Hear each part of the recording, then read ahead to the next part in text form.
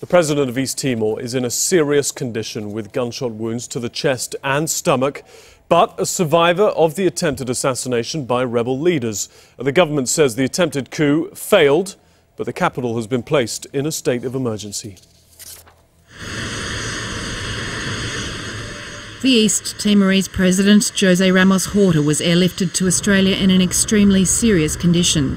His doctors at Royal Darwin Hospital say the next 48 hours will be critical and he will need more surgery, but his condition has been stabilised and they expect a full recovery. This is a very traumatic and a nasty event, high velocity, high powered weapons, shooting somebody in the chest and indeed the abdomen are nasty injuries. The president was shot twice in the chest and once in the abdomen by gunmen who arrived at his home at dawn on Monday. Notorious rebel leader Alfredo Renato was killed in the attack by the president's guards. 1 hour later, rebels targeted the Prime Minister in his motorcade, but Shanana Gusmao escaped uninjured to give a televised address to the nation on the attempted coup. We consider this a serious attempt against the state. A state of emergency has been called in the East Timorese capital of Dili, with a nighttime curfew to be enforced.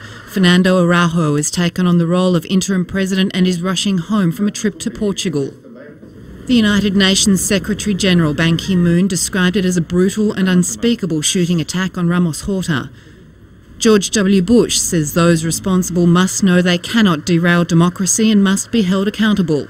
Australia is rushing more troops and police to Dili. In response to a request from the Government of East Timor, the National Security Committee of the Cabinet has met today and authorised a substantial and immediate reinforcement of Australian Defence Force personnel, as well as an additional contingent of AFP personnel.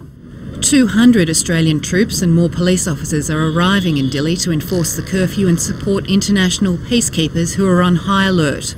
Noni Edwards, Sky News.